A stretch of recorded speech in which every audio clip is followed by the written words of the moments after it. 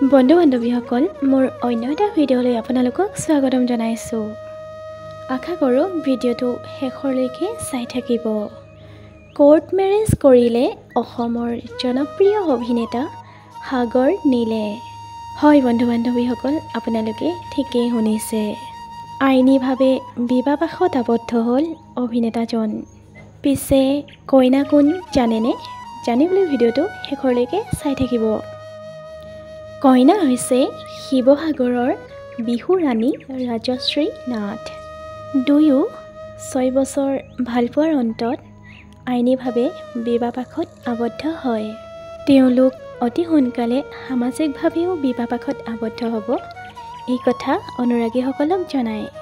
শিৱসাগৰৰ জিলা আয়ুক্তৰ কাৰ্যালয়ত দুয়ো আইনীভাৱে বিবাহপাশত আবদ্ধ হয়। তেওঁলোকৰ শুভ মুহূৰ্তৰ ফটো ভিডিঅ' সামাজিক মাধ্যমত শ্বেয়াৰ কৰিছিল। আমাৰ চেনেলৰ তৰফৰ পৰা দুয়োলৈ বহুত মৰম আৰু শুভকামনা যাচিলোঁ। আপোনালোকে বাৰু অভিনেতা সাগৰ নীলৰ অভিনয় চাই ভাল পায়নে?